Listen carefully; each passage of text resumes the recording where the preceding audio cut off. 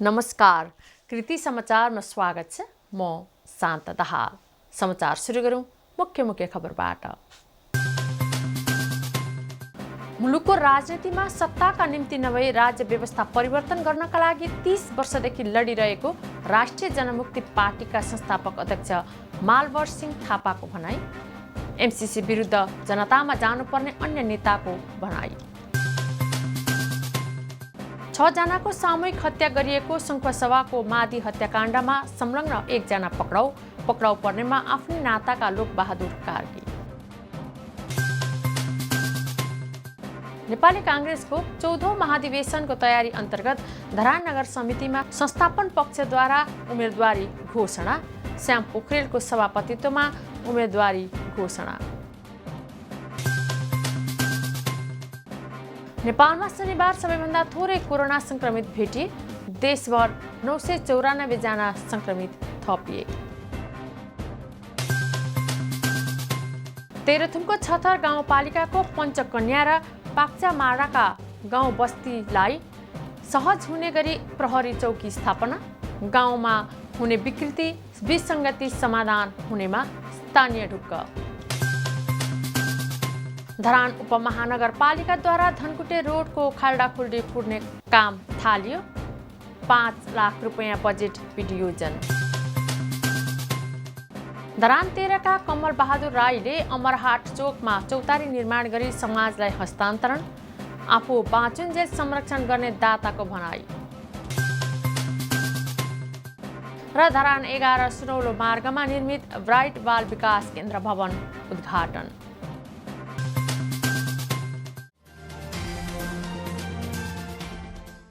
अब समाचार विस्तारमा।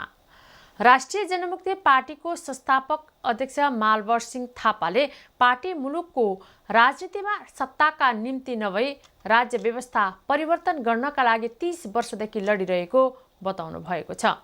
पार्टीको 6औं राष्ट्रिय महाधिवेशनको उद्घाटन गर्ने क्रममा उहाँले यस्तो बताउनु भएको हो। उहाँले सत्ताको लडाईँले सुखशैल र मोजमस्ती खोज्ने बताउनु हुँदै पार्टी मुलुकमा बहुल राष्ट्रिय समाजवाद स्थापना गरेर राज्य व्यवस्थापनमा परिवर्तन ल्याउने तर्फ निरन्तर अघि बढेको बताउनुभयो। थापाले हरेक जातिको जनसङ्ख्याको आधारमा समानुपातिक प्रतिनिधित्वको सिद्धान्तलाई राज्य व्यवस्थामा स्थापित नगराएसम्म मुलुकमा समावेशी विकास नहुने ठोक्वा गर्नुभयो। त्यस्तै अर्का संस्थापक नेता रामबहादुर तुम्बाहाम्फेले वर्तमान सरकारले एमसीसी जस्तो घातक परियोजना भित्र्याउन लागेको भन्दै राष्ट्रिय जनमुक्ति यो राष्ट्रिय मुद्दामा गम्भीर हुनुपर्नेमा जोड दिनुभयो। उहाँले एमसीसी विरुद्ध राष्ट्रिय जनमुक्ति पार्टीले देशव्यापी रूपमा विरोध सभा आयोजना गरेर नेपाली जनतालाई समेत बनाउनै पर्नेमा जोड दिनुभयो। राष्ट्रिय जनमुक्ति पार्टीका संघीय अध्यक्ष केपी पालुङाको अध्यक्षतामा सम्पन्न 6औं राष्ट्रिय महाधिवेशन उद्घाटन सत्रमा पार्टीका उपाध्यक्ष कमल थापा, रविन्द्र उच्च नेपाली, केन्द्रीय सचिव मनिराम चौलागाई लगायतले बोल्नु भएको थियो। 3 दिनसम्म सञ्चालन हुने 6औं महाधिवेशनमा देशभरका 450 भन्दा बढी प्रतिनिधि तथा पर्यवेक्षकहरू सहभागी भएका छन्। आइतबारको बन्द सत्रमा पार्टी अध्यक्ष केपी पालुङद्वारा प्रस्तुत हुने राजनीतिक प्रतिवेदन र पार्टी महासचिव केशव सूर्यवंशीले सांगठनिक प्रतिवेदन प्रस्तुत गर्दै त्यसमा छलफल केन्द्रित हुने भएको छ। 6 जनाको सामूहिक हत्या गरिएको सङ्खुवासभाको मादी हत्याकाण्डमा संलग्न 1 जनालाई प्रहरीले नियन्त्रणमा लिएको छ। घटना भएको 6 दिनपछि प्रहरीले नाताले भतिज पर्ने छिमेकी लोकबहादुर कार्कीलाई पक्राउ गरेको हो। प्रहरीले आइतबार चैनपुरमा पत्रकार सम्मेलन गरी घटनाको बारेमा जानकारी गराउने जनाएको छ। जिल्ला प्रहरी कार्यालय सङ्खुवासभाका प्रमुख डीएसपी लालध्वज सुवेदीका अनुसार आरोपितले घटना घटाएको बारे स्वीकार गरिसकेका छन्। घटना पश्चात अनुसन्धानका लागि प्रदेश नम्बर 1 प्रहरी कार्यालयका प्रहरी नायब महानिरीक्षक अरुण कुमार बीसी नेतृत्वको प्रहरी टोली, केन्द्रीय अनुसन्धान ब्युरो CIB को टोली, संघीय इकाइ प्रहरी कार्यालय धरानको टोली र जिल्ला प्रहरी कार्यालय सङ्खुवासभाको टोलीले अनुसन्धान गर्दै आएको थियो। हत्या गरिएका तेजबहादुरले हेपेका कारण आफूले आवेगमा आई हत्या गरेको आरोपी लोकबहादुरले स्वीकार गरेको प्रहरीले जनाएको छ।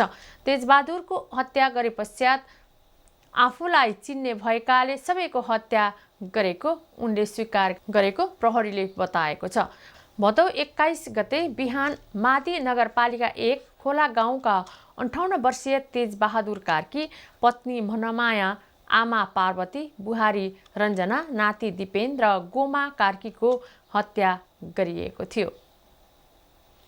नेपाली काङ्ग्रेसको 14औं महाधिवेशनको तयारी अन्तर्गत धरान नगर समितिमा संस्थापन पक्षले उम्मेदवारी घोषणा गरेको छ। हिजो धरानमा उम्मेदवारी घोषणा कार्यक्रम गर्दै सभापतिमा श्याम पोखरेल, उपसभापतिमा सन्तोष लिम्बू र नगेन्द्र प्रवीण राई, सचिवमा हिमाल श्रेष्ठ र जितेन्द्र राई, सहसचिवमा युनेश थापा मगर र शिला बज्राचार्यलाई उठाउने घोषणा गरेको हो। काङ्ग्रेसका नगर सभापति तथा नगर प्रमुख तिलक राईले उम्मेदवारी घोषणा गर्नुभएको छ। उहाँले संस्थापन पक्षबाट आफूहरूले युवा पुस्तालाई अगाडि सारेको बताउनु भएको छ।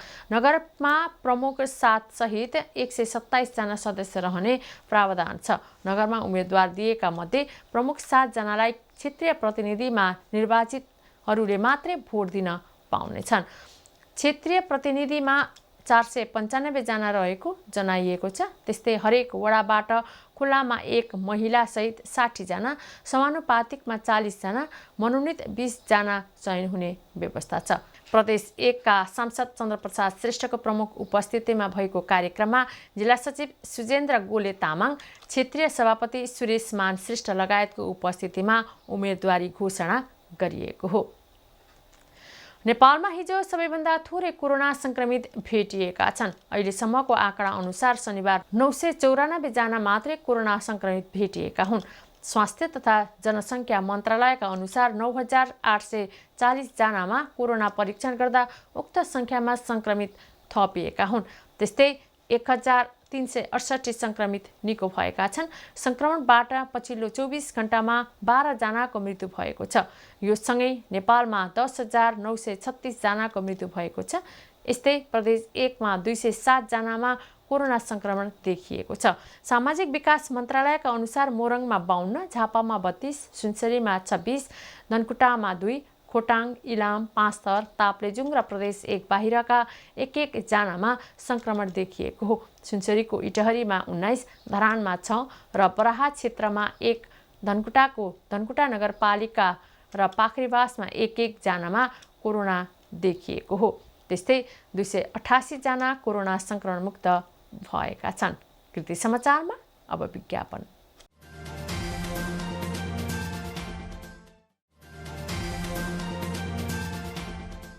कृति समाचारमा पुनः स्वागत छ। अब बाँकी समाचार। तेह्रथुमको छतर गाउँपालिकाको पञ्चकन्या र पाक्चा माराका गाउँवासी प्रहरी चौकी नहुँदा समस्यामा रहेका थिए। तर वर्षौंपछि छतर संसरे बजारमा अस्थायी प्रहरी चौकी स्थापना भएसँगै सहज बनेको छ। कुनै पनि खालका विकृति र विसङ्गति नियन्त्रण गर्न सहज हुने स्थानीय माधव खतिवडाले बताउनुभयो। विगतमा यो संसरे बजारमा यो क्षेत्रमा केही त्यस्ता विकृतिहरू विसङ्गतिहरू हुने भए गरेका थिए। तर यो प्रहरी पोस्ट स्थापना भइसकेपछि हामी ती विकृति र विसङ्गतिहरूबाट पूर्ण रूपमा चाहिँ अब सुसज्जित हुनेछौँ र त्यो विकृति विसङ्गतिहरूको अन्त्य हुनेछ भन्ने मलाई विश्वास लागेको छ। पटक पटक जिल्ला प्रहरी कार्यालय, सरकारवाला निकाय र स्थानीय सरकारसँग चौकी स्थापनाको लागि यहाँका नागरिकहरूले ज्ञापन पत्र बुझाउँदै ध्यानाकर्षण गर्दै आएका थिए। प्रहरी चौकी स्थापना भए पनि विभिन्न किसिमको हिंसाहरू भइरह्यो भने अर्थ नहुने भएकाले सबैले सहयोग गर्न आवश्यक रहेको गाउँपालिका उपाध्यक्ष तारा खरेल ढकालको भनाइ छ। यहाँ विभिन्न किसिमका हिंसात्मक घटनाहरू घट्न थाल्यो भने तपाईहरूबाट कसैबाट यहाँ धम्की गाली गलौज उहाँहरूलाई आएर बस्न नसक्ने अवस्था रह्यो भने यो छतर गाउँपालिकाले यहाँ यति चाहिँ यो अत्यन्तै मेहनतका साथ यहाँ ल्याएको यो अर्थ रहन सक्दैन। त्यसकारण यसलाई फुलाउने जिम्मा भनेको आज यो छतरवासी, पञ्चकन्यावासी, फाक्सामारावासी र हमरजुङवासीहरूमा विशेष गरेर चाहिँ यसको श्रेय जानेछ भन्ने कुरा म यहाँहरू माझमा राख्न चाहन्छु।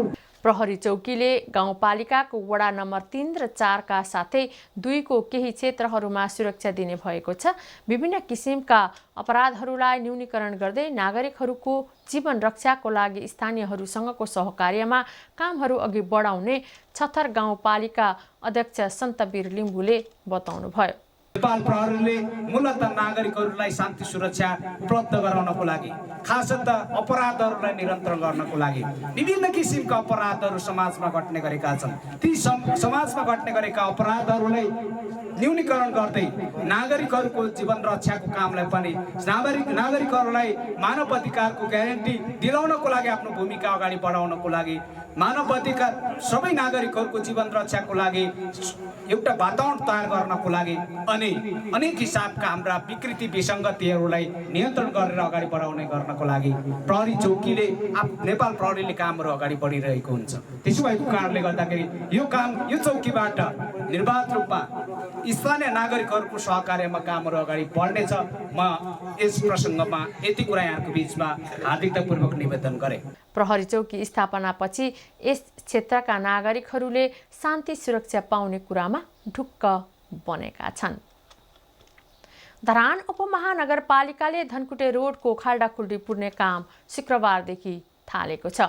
उपमहानगरपालिकाको योजना शाखाका अनुसार खाल्डाखुल्डी पूर्णका लागि 5 लाख रुपैयाँ बजेट छुट्याएर कालोपत्री गर्ने तयारी गरेको हो।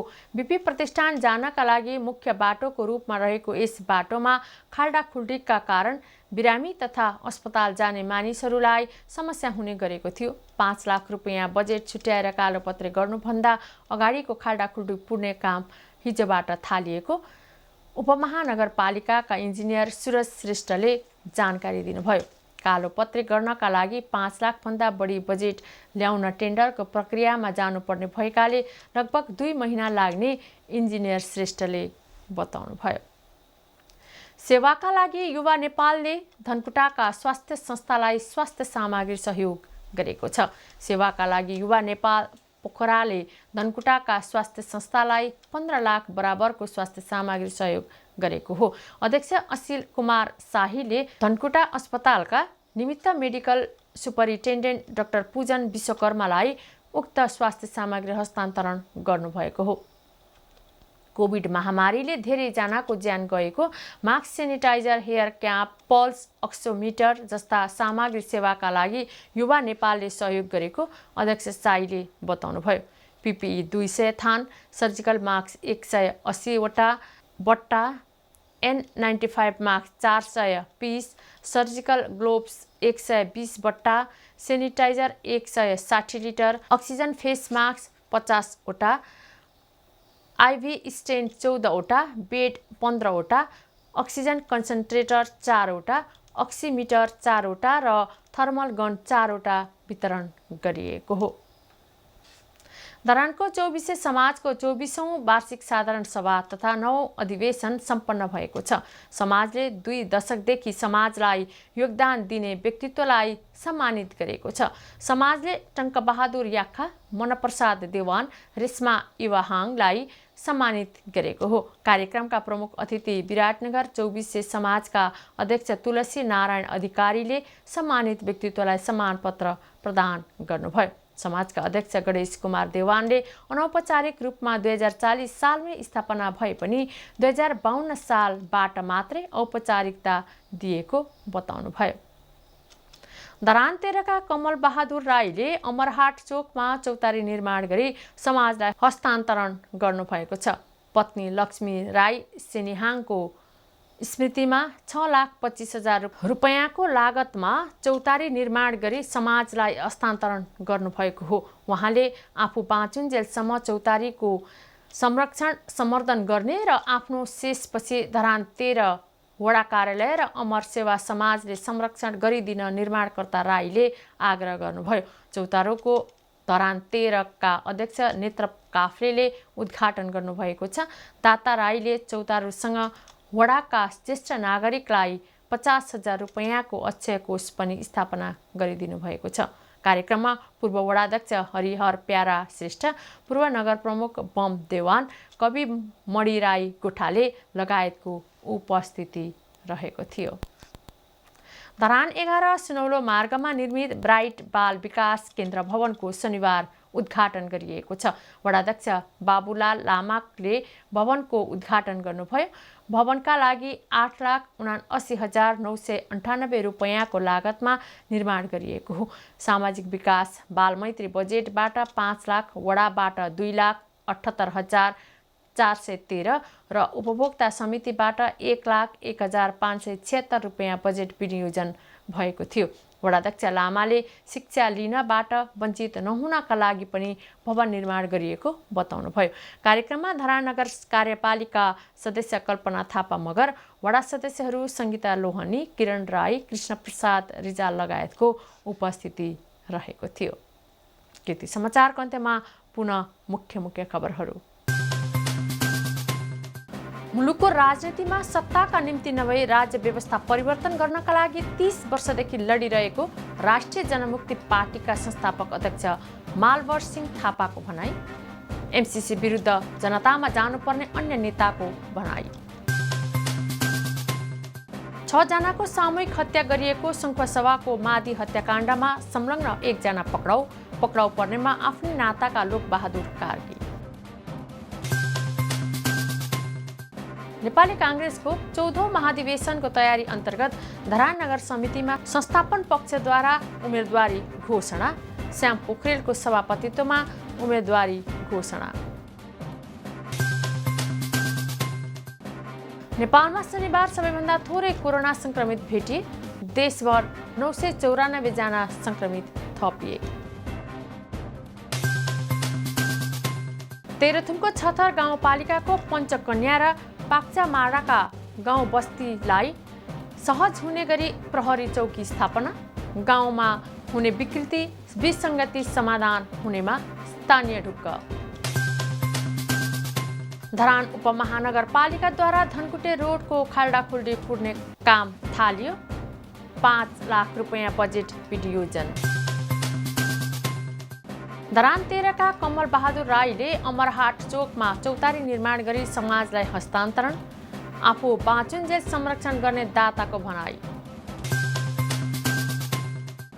र धरान 11 सुनौलो मार्गमा निर्मित ब्राइट बाल विकास केन्द्र भवन उद्घाटन। हवस् त कृति समाचार यति नै। कृति टेलिभिजन हेर्दै गर्नुहोला।